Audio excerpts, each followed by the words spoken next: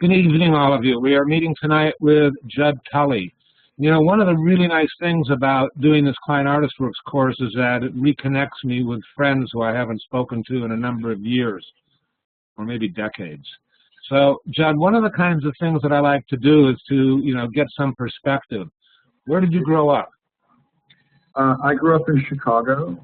Tell me more. Whereabouts? Windy City. The near north side, Roscoe Street between Lakeshore Drive and Broadway. I know exactly where. Okay, cool. Now Where did you go to high school? Lakeview. Did you have any thoughts about being an artist or involved in the arts when you were in high school? Zero. Where did you go to college? No, I went to American University in Washington, D.C. Right. And studied, my major was political science, but it was like really quite a liberal arts degree. We're talking Washington, D.C. in the mid to late 1960s when there was quite a lot going on there. You and me both, and I majored in political science also. So there we go. Did you ever have any art courses? No. Nor I. Yeah. No, but I mean, growing up in Chicago, my parents, for whatever reason, they quite enjoyed the Art Institute. So as a very young person, I was there, and it was like a fun thing to do. And a lot of my friends, a little bit later, we would go to museums just sort of because you could get out of the house and go to these places like that. Right. Yeah.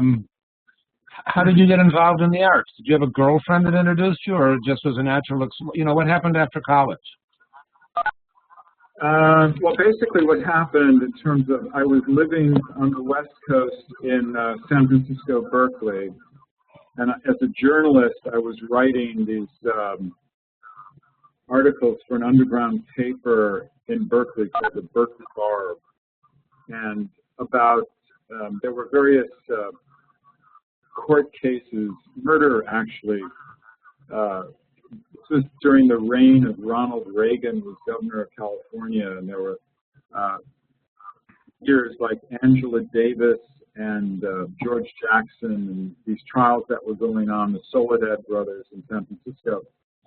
And since I failed as a advertising salesman for the Berkeley Bar, the publisher at the time, or the sole owner and publisher, Max Scher, said, "I'm going to send you off to this. Have you ever covered courtrooms?" And I go, "No." But anyway, that's how I kind of got started. And then when I went to New York, I stumbled into something called Ruckus Manhattan, which was a multimedia project of an artist, Red Grooms, who actually did a piece in Chicago some years before that. And through that experience, I started my writing career in New York for a publication that was the SoHo Weekly News, which was an early competitor of the Village Voice. It was a great time in the mid-'70s, and I made the mistake, well, it wasn't actually a mistake, but in terms of being a freelance writer, which I gradually learned, the real trick was not so much to write the stories, but the trick was to get paid once you wrote the story. And I wound up stupidly suing the publisher for, I think I was, at the time, was, and I'm not exaggerating, they were paying, it was either $10 or $15 an article. This is probably too much information, but I went to small claims court, and after I won the judgment, which wasn't, much, the publisher at the time told me, if you brought in the New Testament, I wouldn't publish it. And kind of, anyway, that was a cool thing. But I branched out from there. But I wrote a book about Red Grooms, Ruckus Manhattan, in the 70s, and that's what really launched at least my exposure to artists, because a lot of the young artists that were working for Grooms in this big project I got to know, and then they started having shows, and I started to write about their work, and that's how it happened, more or less. How did you come to do the Red Grooms thing?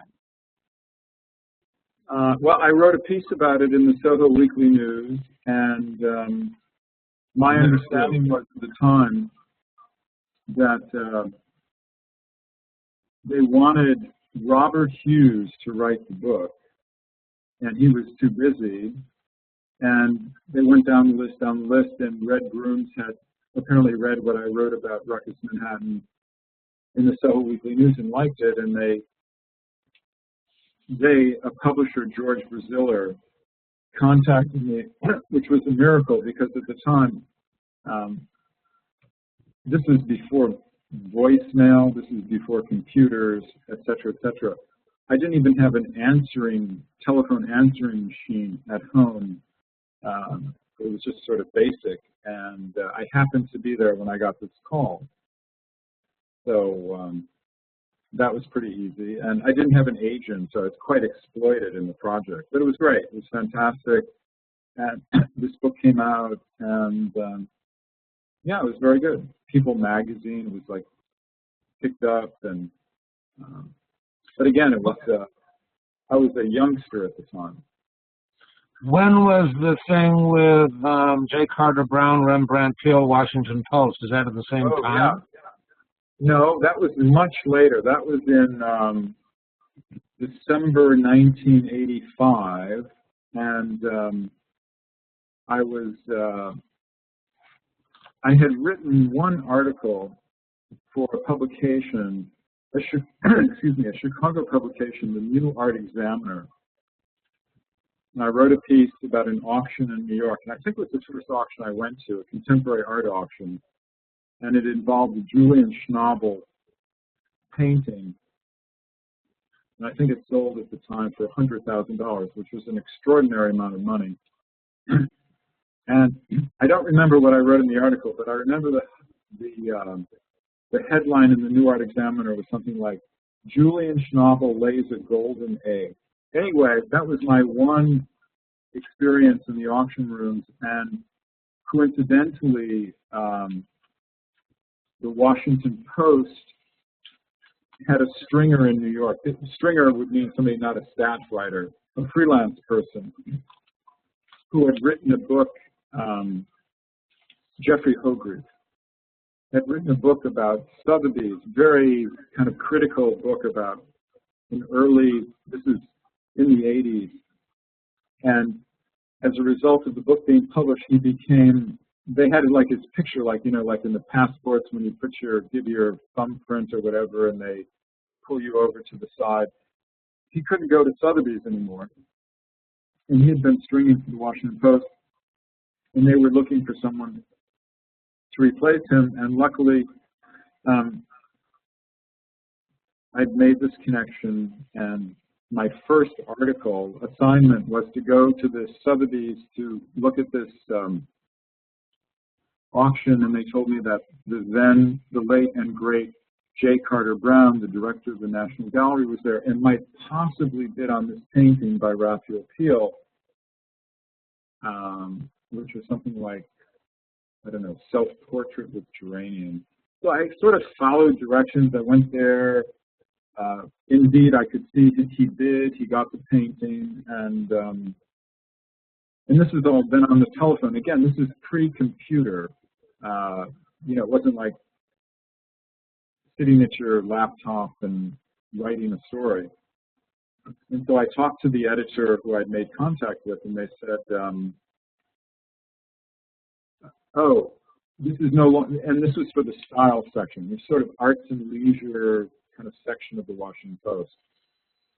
He said, "Oh, you're going to be working with another editor because this is A1." And I said, "What's A1?" And then there was this pause. I said, "No, this is about the front articles on the front page." And I'm going, God.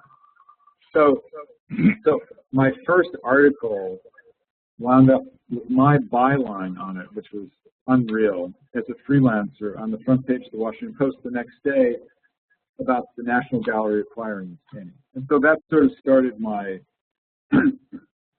I wrote quite a number of articles for the Washington Post, something in the range of maybe under 200, but from New York, all about auctions and It was great, fantastic, working with a high-class, totally professional organization like that through the style section. And it was easy as pie for, you know, I'd call in the morning or they'd call me and I would do these articles. And then I started writing for magazines, and but the whole idea of being a quote-unquote art market reporter was not something I ever really aspired to. Let's back up a little bit for a moment. In the 70s and 80s in New York City, you did art criticism? I really wouldn't call it art criticism, although in the early 80s, I wrote for Flash Art magazine. Yep. And again, these small reviews. And in fact, I went to Chicago and did a piece about the art scene in Chicago for like a feature article in Flash Art, which was miraculous. And at the time, because I've forgotten now how I met her, but Phyllis Kind had a gallery in New York, and I believe she must have been an advertiser in Flash Art.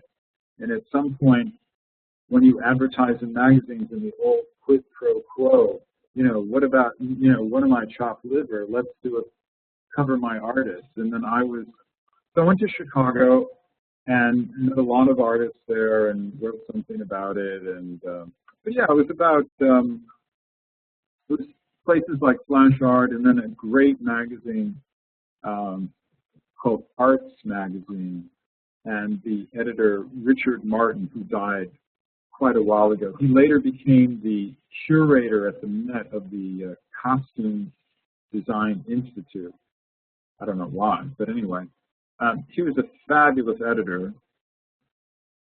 I remember writing pieces, but that was in the old days, and maybe this still goes on to a certain extent, that Arts Magazine was famous for, they would do these beautiful one-page solo show reviews. And the only reason they would pick the artists was because the gallery put an ad in the magazine. It's exactly like that. For information purposes, how many other magazines do that currently? I mean, I think they deny it, but I think they do it. What do you think? Yeah, I'm out of that circuit, but there's definitely a relationship between, always been a relationship between advertising and editorial. And without advertising, there can't be editorial. But the beauty of Arts Magazine is that they never really tried to hide that dynamic. And yeah, no, it was an interesting time, and I remember, I mean, not sounding like this is 100 years ago, but it probably is, but taking this review I'd written about an artist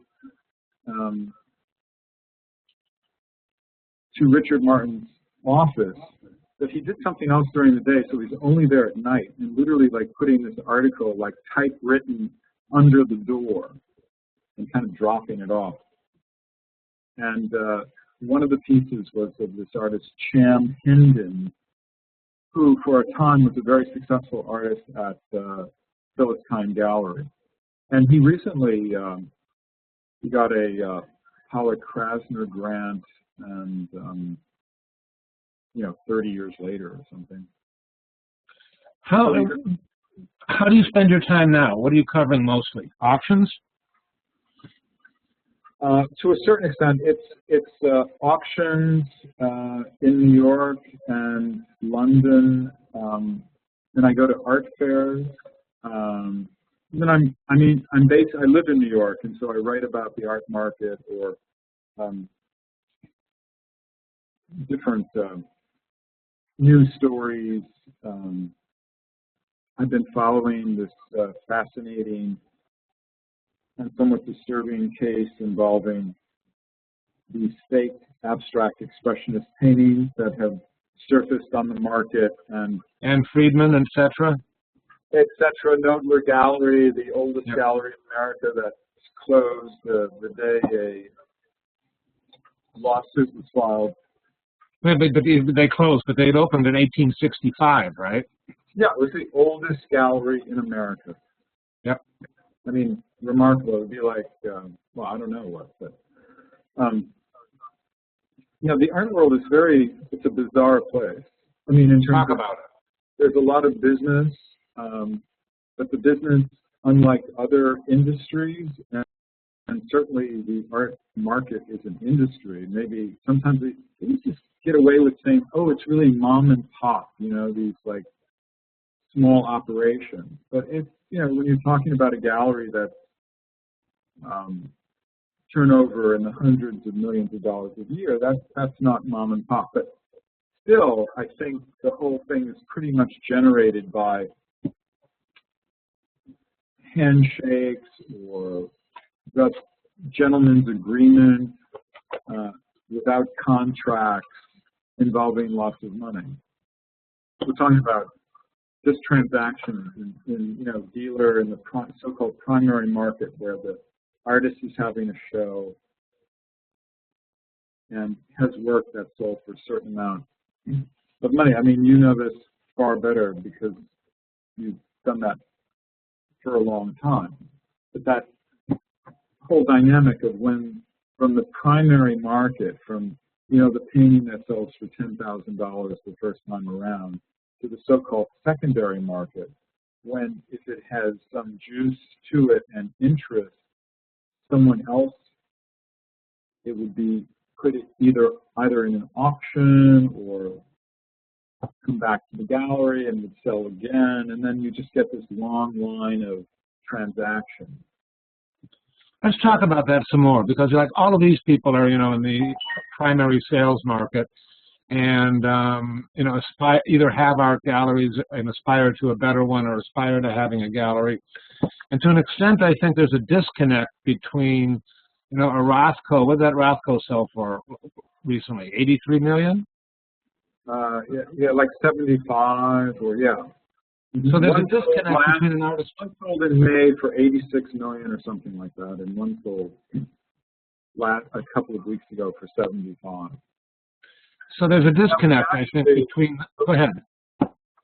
I mean, just in terms of complete obscure data, but the Rothko that sold from 1954 at Christie's, I'm sorry, Sotheby's. I always get the two confused still. It had been, it was exhibited in his first museum exhibition at the Art Institute of Chicago in, I don't know, it was 1956 or something like that. So it was like, had quite a provenance, which is very important. Was it you who was commenting about, you know, when Rothko had his first gallery one-person show, and Hans Hofmann? I mean, these people had their first one-person exhibits well beyond 40, right? Oh, yeah. I don't know if it was, yeah, de Kooning. I mean, a lot of artists. I mean, the whole idea of this sort of, you know, collectors sniffing around art schools to try to find, you know, an emerging talent is just, like, completely bizarre. But it is really bizarre, but I also think there's a disconnect between 3/4 of the galleries in New York and 80–90% of the galleries in the rest of the United States, and what happens at auction. And when people talk about the art market, you know, they're talking about typically about one or the other, and the two don't have, it seems to me, much of a relationship with each other. Do you think? No, I mean it's really you know, like a tale of two cities or something. But there's a certain, you know, I wouldn't even know how it necessarily happens, but there's sort of this elite group. My daughter is trying to disturb me for 1 second. Sure. Anyway, so there's an elite group of artists that, for whatever reason, have attracted in the market. This is Lily. Come on, go. Daddy. Come on, go. Daddy. Seriously, honey, go. Go. She doesn't know. She has no respect. I'm working on it. Go away. She's going to be rescued now. She can stay with you. It's all right. She's leaving.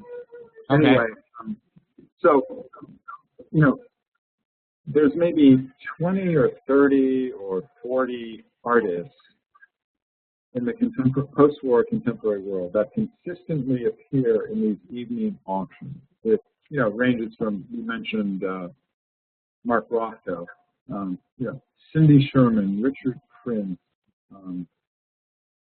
There's a kind of mix. Younger artists, not younger exactly, but, you know, Takashi Murakami,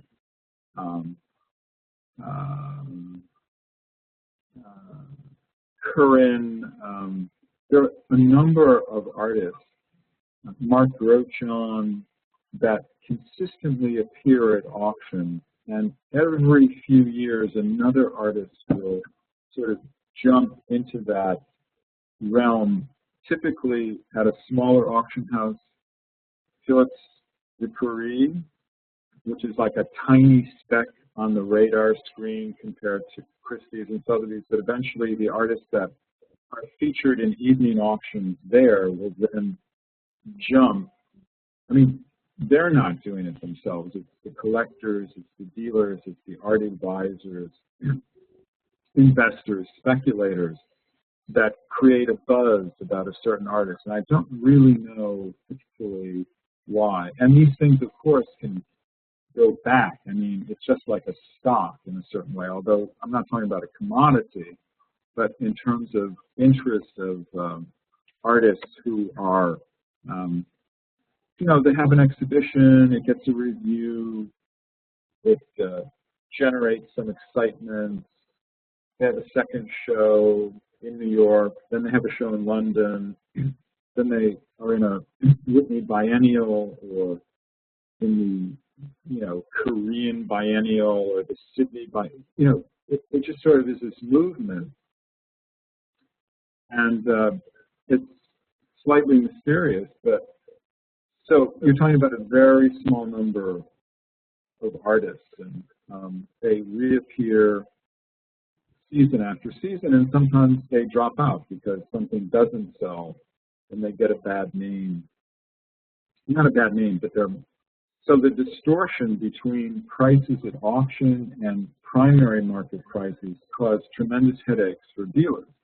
And at the same time, I would imagine, and since I'm not a dealer, I don't really know, but in a way, the dealers get excited when one of their artists do really well at auction because there's more attention. But it's a very, you know, can you imagine, like, I mean, not that she has to worry, but Marion Goodman, who's been showing the work of Gerhard Richter since the mid-1980s, when he was completely underknown in New York and was, wasn't a neo-expressionist, so no one was interested in his work. But for many years, and then suddenly, you know, whatever the primary market price for one of his paintings, which I'm sure is quite high, and then something comes up in auction that's 20 times the value. How do you then measure what a work is really valued at? And it's really skewed. I mean, like with Gerhard Richter, there was the story, an Eric Clapton piece, right? And a piece that Eric Clapton had owned, it sold for what, 300% more than he paid for it 10 years ago. Or maybe more, 3,000. I mean, it sold for 30 million and he bought it for what, 1 million? Is that right? Or was it 3 million? Somewhere. It's better than that. Because when Clapton acquired it at Sotheby's, I think it was in 2001, probably. I think you're right. It actually was part of it was a lot, that's what they called. There were two other Gerhard Richter paintings in the same lot that the total price was whatever you mentioned. I think you're right, yeah. And so he still supposedly retains the other two. So it's a really, you know, it's kind of, I know this whole idea about hitting the jackpot, it's almost like the lottery. I was sitting on the subway next to this woman the other day, and she was scratching off these lottery tickets that she was buying. It's sort of similar. I mean, but at least in the art market or the art world of buyers and sellers, it's a very tiny, that whether you call it the 1% or the 1/10 of the 1%.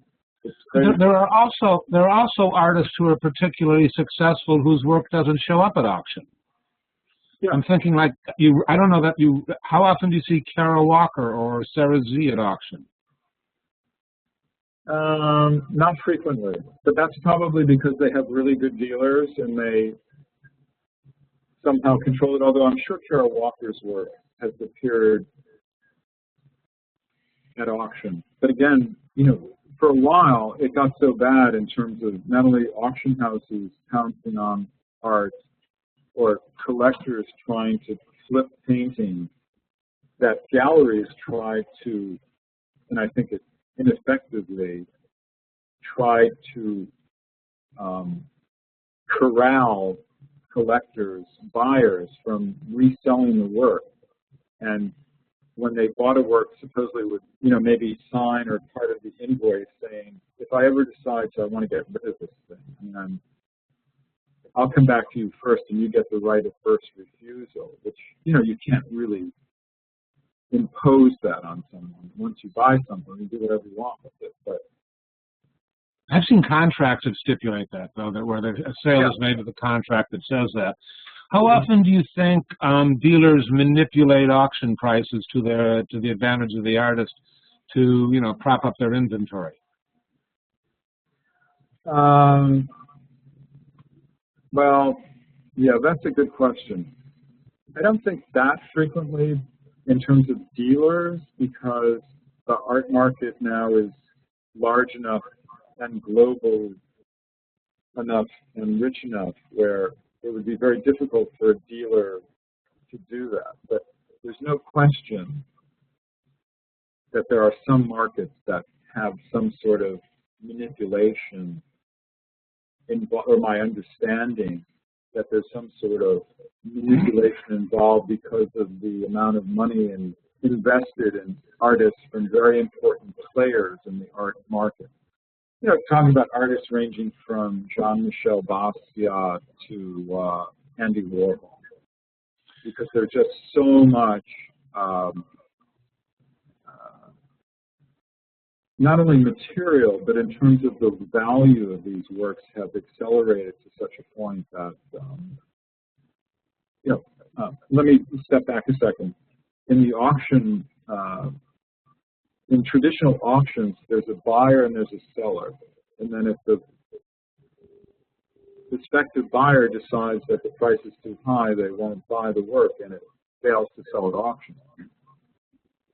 But now the auction houses, in order to entice sellers to come into the market with valuable works, and who are afraid that the work might not sell, are offered basically a financial package, as if you buy flood insurance.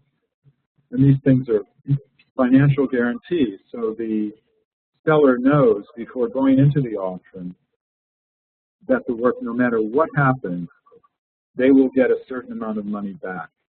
And these are called guarantees. And it used to be the auction houses putting the money in the risk. And then when the market went south in the fall of 2008 with the rest of the financial world, and they lost tons of money. Christie's and Sotheby's lost tens of millions of dollars in bad bets they had placed. In June, guaranteeing works that when they came up for auction in November, nothing sold, and they had to pay the sellers the guarantee. Right. So now they have something called third-party guarantees, or even, this is even more insider baseball, they call them irrevocable bids, which, and there's a little symbol in the catalog that you can, if you have a magnifying glass, you can tell that certain works are backed up by these other guarantees. So the auction world is no longer a level playing field. It's not what it was originally conceived as. It's a kind of it's a manipulated market at the very top end. Now, some savvy players would opt for just a straight-on consignment, and they get because in the guaranteed part, by getting that insurance, then you give back a certain amount of the upside. So that's another element. And these things are all individually, each artwork, it's a separate deal. So the art business has become it's like not a stock market, but it's kind of like, let's wheel and deal. You know, we want this Roscoe, what can we entice the seller to bring it to? I mean, they'll publish catalogs, you know, and one-person catalogs, you know, one collector catalogs with their, you know, to get their name on the cover of the catalog to entice people. I want to talk about the relationship between auction houses and art galleries that focus mostly, let's say, on sales under $50,000. You know, which is far and away most galleries in the United States, probably most galleries even in Manhattan. What's the relation? Is there a relationship, or is it basically two separate worlds? Two separate worlds.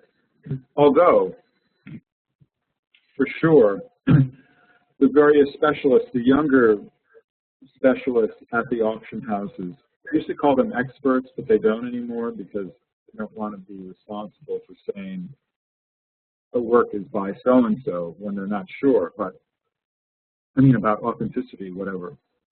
But definitely there's a lot of interest in younger artists, emerging artists, looking at gallery shows, covering, you know, it's doing a lot of legwork internationally, but that so-called price point that you're talking about, yes, that would not really be of interest. I mean, you can see in the, especially in the Phillips, the Paris catalogs, when they have their so-called day sales of lesser material, you know, you'll see things for $5,000 to $7,000 estimates, or even less. Right. And you know, but that's also a kind of like a mosh pit of how those artists get there, and because frankly, I mean, there are a lot of art collectors who are really moonlighting as dealers, and some are successful and some aren't. But I think the basic point is that yes, there are two different worlds, and in a certain level, it's separate, and then at a certain point, it coalesces into something else when an artist either gets attention, or gets reviewed in the New York Times, or gets a lot of hits on a website, or I don't know, however it works. So it's no one is safe. With auctions, do you usually go physically, or do you write about auctions that you only attend virtually or not even at all? Oh, I only write about auctions that I am standing in the room looking around. Because it's like, to me, it's a bit like being a sports writer, or you have to be at the game to really see what's happening, to get the flavor of it. And so much of the business now is conducted at the auctions on the phone in terms of collectors being not there physically, or their advisors are there, or the client services people of the auction houses are there. And you cannot tell on the telephone what the hell is going on in the room. Has attendance at auctions changed? There's the what? The number of people who go to auctions. It's like a spectator sport. I mean, most of the people sitting there don't do anything. And there are a few that do. And it becomes less and less interesting, actually, as an event, because so much of the action is on the telephone, or much of the action in the room is an advisor or a dealer, like Larry Gagosian, raising his paddle and making sure that everyone sees that it's Larry Gagosian raising his paddle. He's not the only one. There's some people trying to be discreet, or they're in a skybox, or they're telegraphing their bids to someone else in the room. It's a very, it used to be more interesting, but now it's sort of harder to identify really who's buying what. Yeah, you can't tell if a Russian is buying something necessarily, can you? No. Even Christie's, they'll drag in, like an old masters expert to be on the phone just to confuse people. Because lots of times they say, oh, it's an Asian client services person, so that must be an Asian buyer on the phone. Not necessarily. Let's say we've got 4 different entities in the art world. We've got auction houses, we've got art fairs, we've got high-end galleries and other galleries. Mm-hmm. And my sense is, and particularly listening to you, is that the auction houses have been more creative in doing and creating business than the other 3. What do you think? I do think that. Apart from, there's some pretty clever art fair. I would say the organizers of the Frieze Art Fair have done a lot of homework in this area. But it's true because the auction houses, Christie's and Sotheby's especially, well, they're the 2 giant, the duopoly, although they're giant Chinese auction houses now. They have changed their business plan. They're no longer auction houses. They are art market enterprises. And actually today, a stock analyst that follows Sotheby's told me that he expects Sotheby's private sales next year, in other words, non-auction art sales, to hit $1 billion. It's now in maybe the $800 million range. Is Hansha Venison still owned by, was it Christie's or Sotheby's? Christie's, yes. And they're still owned by Christie's? Absolutely, yes. Mm-hmm. Lock, stock, and barrel. That seems like a conflict of interest to me. Well, now, you would say that, absolutely, but now they've sort of stepping back from their role as, these businesses that began in the 18th century in Georgian era England, where now they're just a business. They'll loan money, they'll store your art, they'll catalog it, they'll tell you how to buy it, they'll basically do everything. So it's the conflict of interest you're speaking of would absolutely pertain to the old model, but now they've redefined themselves. So now it's like, the one thing that's interesting is that you won't see a haunch of venison at Art Basel Miami Beach or Art Basel Basel. You're right. I used to see them, but you see them in Frieze? I remember seeing them in Frieze. I believe they were at one of the Armory shows, but that's one of the iron curtain, so to speak, of art fairs saying, no, we don't want the auction houses near us, but they're there anyway. They're flooding the art fairs. They have the VIP passes on the pre-opening days, and they're trying to poach clients. It's a very cutthroat, very aggressive world. How many art fairs do you go to, Judd? Maybe a half a dozen a year. The Frieze fairs, well, now they've expanded. Typically, Art Basel, I'm going to go to Miami next week. I go to Basel in the summer, and sometimes I go to Maastricht in March, the European Fine Art Fair, to see a different sort of side of it. But there's so many competitive fairs now. It's really like, it's crazy. And design fairs, which that's another interest of mine. So you're not only covering late 20th century and this century, Maastricht is what, much of it's way older. It is, but they've also joined the club that realize that younger collectors are, pushing the envelope into the 20th century, mid-century, and even contemporary work. Where do you see art fairs going?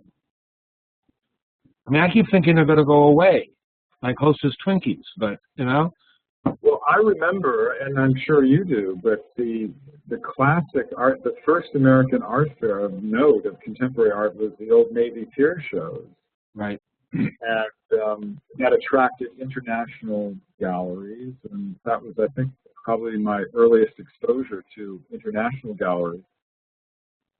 I don't know. It's you know, it's in any case, it's event-driven. It's either the art fair or the auction, where if you are a collector or someone who or a curator even from a museum, or, you know, leading a troop of collectors around from Milwaukee or, you know, Buenos Aires, who want to maybe buy some art, you have to kind of make up your mind and, you know, pull the trigger. And that's the great difference between those kind of arenas and the usual gallery, where you could presumably go back a few times, look at a work, talk to the dealer, come back again, look at it, think about it, have a conversation, and it's faster paced. I mean, especially in the auctions, it's really, you can barely, you know, if there's a work, people can't even get their hand up in time before it's consumed by other bidders. And I think a lot of that is, you know, it's a bit theatrical and perhaps exaggerated. But let's open this up to some questions. You guys have questions? Raise your hand, all right? Kevin, go ahead. Thank you, Judd. This is really fascinating. Could you talk a little bit about what you see the impact of the internet is on the auction world and maybe even the fair world? Sure. Yeah, it's absolutely the engine behind everything. I mean, it's you know, before the art fair takes place, say at Frieze or in London or wherever, at FIAC in Paris, galleries have already sent out images of works that are going to be on display and that are going to be for sale. And, you know, they send out these blasts to their clients.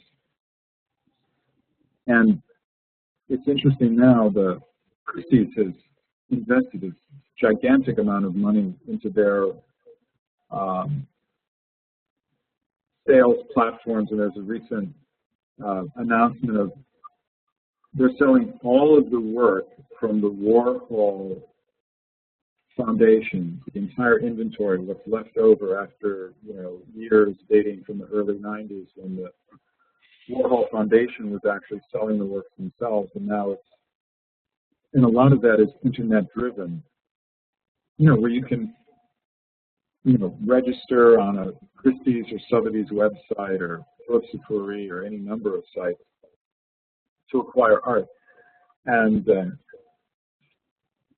I mean, it doesn't replace looking at a work, and I think you'd be totally out of your mind to buy a work of art without actually seeing it and, you know, up close and, you know, looking at the back of the painting, whatever you want to do or whatever the artwork is. But it's really enhanced the business. And ironically, Sotheby's, years, I mean, before there was broadband, and we were literally had the speed of, you know, whatever the best modem would be, which was ridiculously slow compared to now.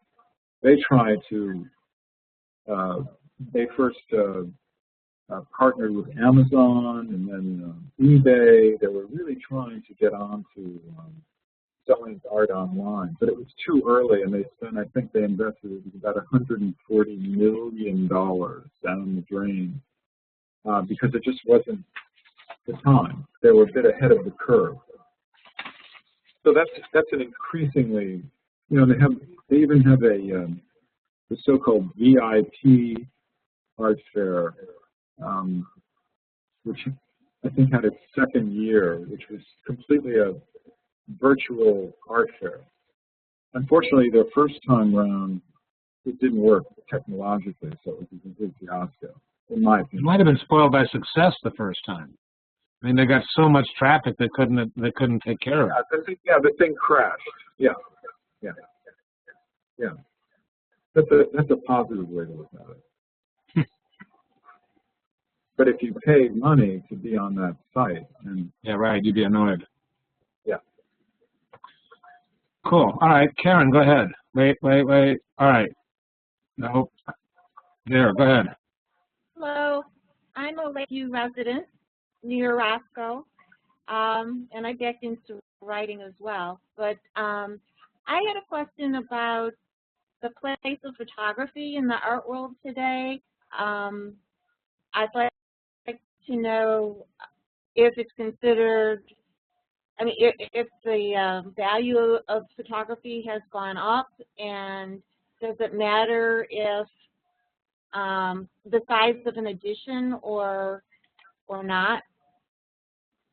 And also, what can people do in order to become noticed by someone like yourself? Well, photography, I mean, it depends now what you're talking, there's a lot, I mean, photography is huge in the contemporary art market. I mean, so many artists use photography, whether, I mean, if we're talking about, the kind of, Richard Avedon gelatin silver print edition of 10, that's one kind of photography. But then if we're talking about, that's 8 by 10 or whatever size, or you're talking about the German artist, not photographer, but Andreas Gursky, who has these massive, these digital diasect prints, I think they're called. I mean, it's like a giant Cibachrome print that have sold for over $3 million at auction, and I'm sure privately. It's a huge, hugely, Richard Prince, Cindy Sherman. I mean, photography is massive in the contemporary art market. And it's very different from, sort of classic black and white Edward Weston,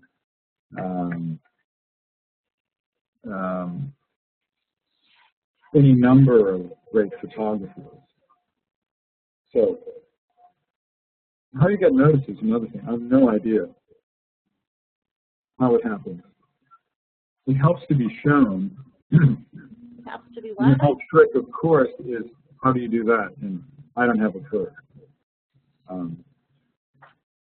But it's, I would just say photography is an amazing, the medium, it's the whole, the appropriation, the whole, looking at Andy Warhol, who poached these images from old wire service, well, at the time, contemporary wire service photographs of, car crashes or headlines of Marilyn Monroe dying, stuff like that. Where do you show your work? Or where would you like to show your work? Well, I had a one-woman show at the Bailey Civic Center in Chicago. It was a 25-year retrospective, and it had 200 of my images of the people. Wow, okay. And then next year I'm going to have a show at the Millennium Art Gallery in Chicago. But I'd like to go to the next level, and I wasn't quite sure how to get there. I'm mixing my photography with digital art, and that's a whole nother thing, and I don't know how that is falling into place in the contemporary art world, how it's considered and accepted. Yeah, it's very controversial. I mean, the subject you're talking about, for instance, William Eggleston, who's a famous photographer from the South, still living. And he did a lot of early color photography that at the time is, I think they call them chromogenic prints. But they're very, it's about chemistry, and so there was a limited size that they could make at the time. And now, he is and his family and the William Eggleston Trust are producing these new prints that were, you know, what had been so-called vintage prints, meaning they were photographed at a certain time and then printed at around the same time, or within a certain period of time. They're going back and digitizing them and making larger versions of the same images in limited editions and selling them for lots of money. So that's a whole other. Yeah, but there are precedents for that. You mean, like Degas never made a bronze in his life, and all those bronze Degas sell for gazillions of dollars. Yeah. You know, and he used them as models so that he could manipulate them in different positions. You know, and then some the estate comes along. Go ahead. Yeah. No, Degas never. He was afraid of bronze. I mean, he never actually cast anything in bronze. It was all done posthumously. And yeah, it's a. I mean, there are so many sinkholes in the, you know, connoisseur world of art, of, you know, knowing whether, you know, you get a great example, you get a lousy example, you get, you know, like the best or the worst, or, you know, something that's not even real, like what's been going on with abstract expressionist works, that there's some forgery ring operating at a very high level that people don't even know yet. I mean, some people know, but where they're being produced. Right. So, yeah, buyer beware on all accounts. I wanted to ask you about Damien Hirst and selling, you know, and Hirst having a sale of, you know, pieces at auction, first-time sales, which did really well, and I think it was nice to see an artist get that kind of, I guess, control over his market.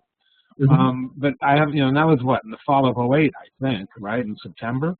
And yeah, it was like either it was the day that the crash that sort of started the tsunami of. Yeah, right. You turned your camera off or something, Judd. Oh, I did? Yeah. I don't know. Maybe you can figure out how to turn it on while we talk. So, I mean, do you think that I can see you. Where did I go? Go ahead. It was to the right of your name, the camera icon. Do you think that was a precedent, or do you think it was a one-time deal? It was a one-time deal for sure. Oh, I see it now. Sorry. Okay, good. Am I back? Here we go. Wait, here I am. Sorry about that. I mean, it was a one-time deal. Damien Hirst is a marketing genius, to put it in one way. Although he had someone,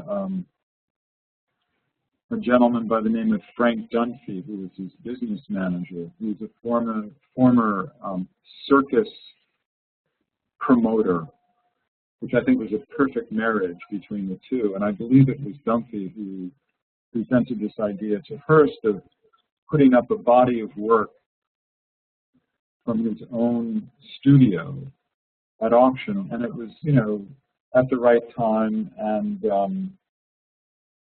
yeah, I think it's a one-time deal. I think it would be very difficult for any other artist to really, living artist, to pull that off. Interesting. Okay. Rita, you have a question? Go ahead. Thanks. Thank you for speaking with us. This is fascinating because for me, the whole idea of auctions and artists work selling for that kind of amount is pretty abstract. I'm still trying to break into the primary market.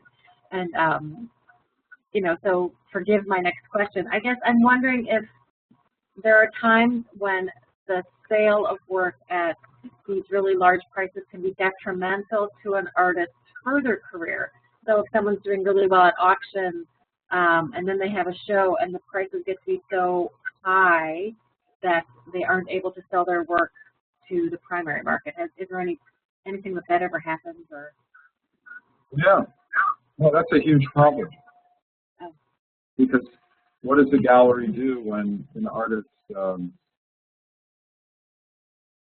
whose work would, let's just say, was in you know, I don't know, $20,000, $30,000 level, whatever level, and then suddenly a work shows up at auction and makes 5 times that. How does the dealer approach that? Because then everyone who owns one of those works believes their work is worth that much money. So it's a real conundrum for dealers and artists. And I mean, I remember seeing a show in London last summer at the ICA of this artist Jacob Cassé, who's very young, based in New York,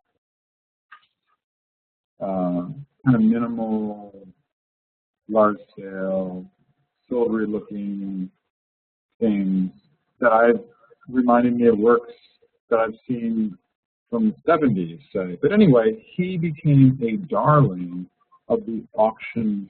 Like, one of his paintings came up and was estimated, you know, it sold for something like $200,000.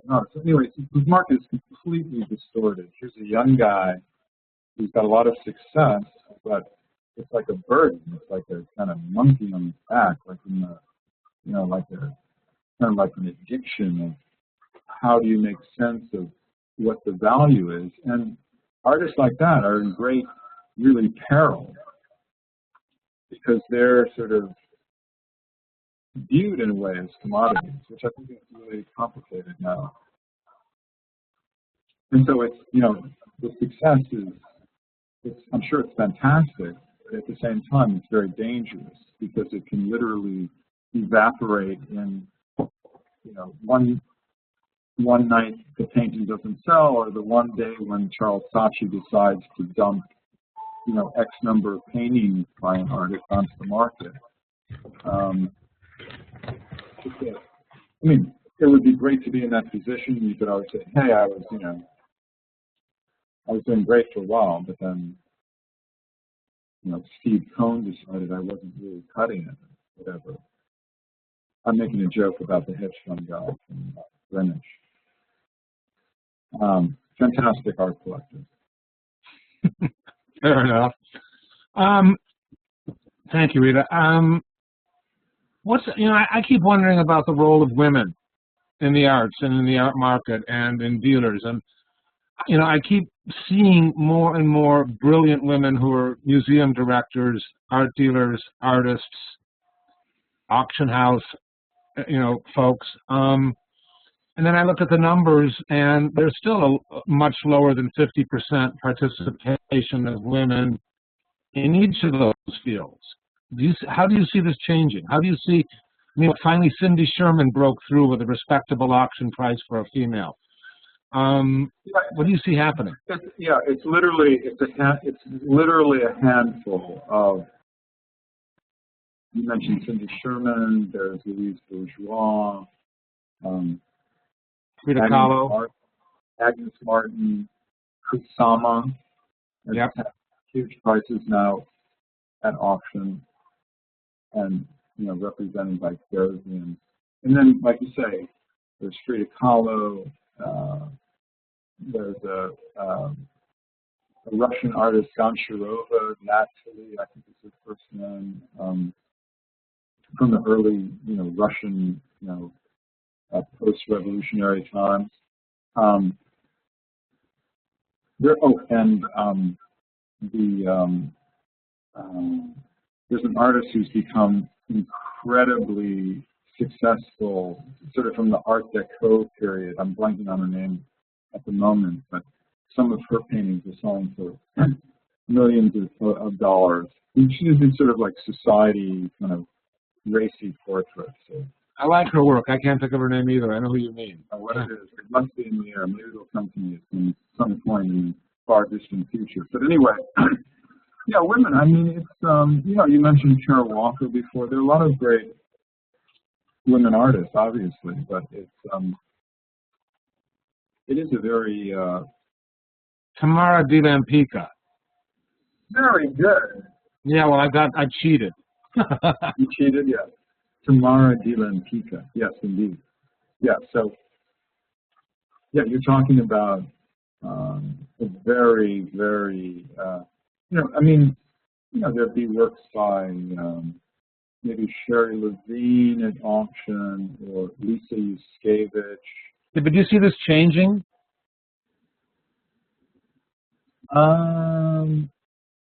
It should, but I don't know. I mean, it does seem to be, you know, still in kind of, you know, like boys club, very, I think a lot of men, I mean, I think a lot of the rich collectors, I think they're mostly male.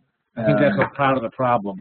They tend to be, you know, of the Wall Street, you know, Sunday football game.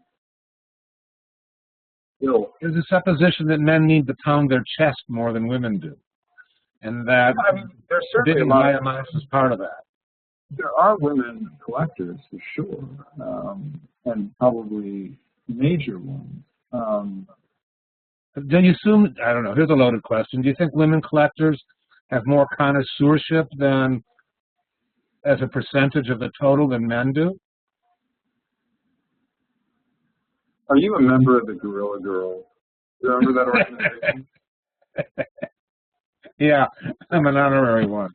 No. Yeah. I don't know. I mean, I think they're, you know, great, you know, gender, beyond gender, they're great collectors. But it is true that there are very few women that break into that, you know, arena. And, you know, I mean, it probably will change just because of the nature of progression and... I guess maybe we should close this up soon.